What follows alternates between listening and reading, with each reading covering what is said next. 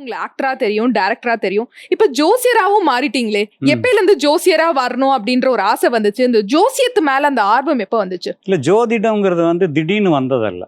நான் வந்து maybe SSLC படிச்சுட்டு இருக்கும் பொழுது என்னுடைய நண்பர் ஒருவர் வந்து அவங்க வீட்டுக்கு பக்கத்து வீட்டில் ஒரு ஜோசியர், அவன் பார்க்க போகும்போது நான் கூட போனேன். அப்போ என்னை பார்த்தோன்னே முகத்தை பார்த்து ஃபேஸ் ரீடிங்லேயே சொல்கிறாரு, ஆ. தம்பி நீ ஃப்யூச்சரில் கலைத்துறையில் தான் வருவேன், ம். இது ஆட்டம் பாட்டம் கொண்டாட்டம் இந்த மாதிரி வேலைக்கு தான் வருவேங்கிறாரு. ஆ. இல்லைங்க, நான் வந்து எங்கள் அப்பா வந்து ஆர்டிஓ படிக்க சொல்கிறாரு, பிரேக் இன்ஸ்பெக்டரை படிக்க சொல்கிறாரு. எங்கள் ஃபாதருக்கு அதுதான் ஆசை. அதனால் காலேஜ் எல்லாம் முடிச்சுட்டு ஆர்டிஓ அந்த ட்ரைனிங் போகலாம் தான் பண்ணிகிட்டு இருந்தேன். பட் அவர் சொன்னது அப்போ மைண்டில் ஏறிச்சு.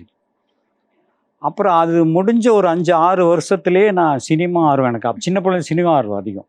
அப்போ இந்த தேனாம்பேட்டை சிக்னல் கிட்ட ஒரு பில்டிங் இருக்குது, ஒரு பேச்சுலர்ஸ் ரூம். ம்.